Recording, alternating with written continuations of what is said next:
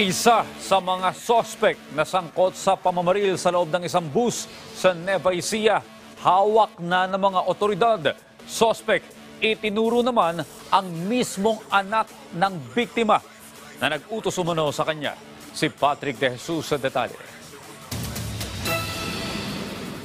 Halos isang buwan matapos ang karumal-dumal na pamaril sa mag-live-in partner sa loob ng isang bus sa Nueva Ecija, naaresto na ng pulisya ang isa sa mga sospek na kinilalang si Alan de los Santos at isa sa mismong gunman.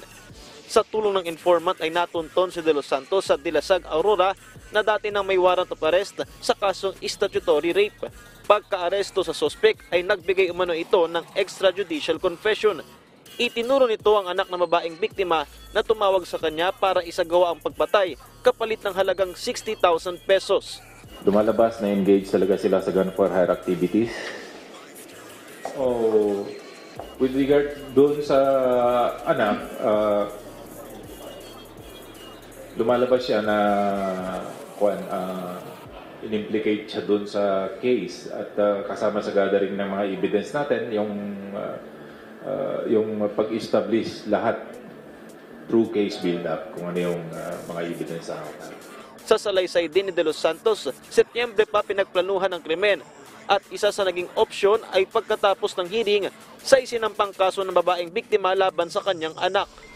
Yung motibo na tinignan natin initially doon sa investigation, nung nag-start tayo sa investigation, ay yung filing ng robbery at saka carnapping case ng victim na babae doon sa sarili niyang anak. Patuloy naman ang pagtugi sa isa pang gunman na si Romelito Fabianes o alias Umpak.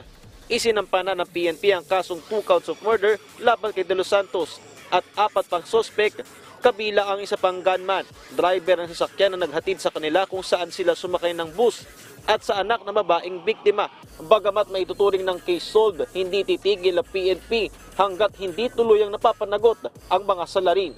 Been working hard to bring their murderers before the bar of justice.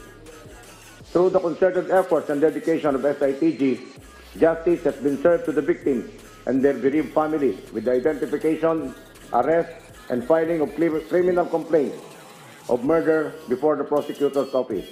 Patrick De Jesus para sa Morning Show ng Bayan, Rise and Shine, Pilipinas.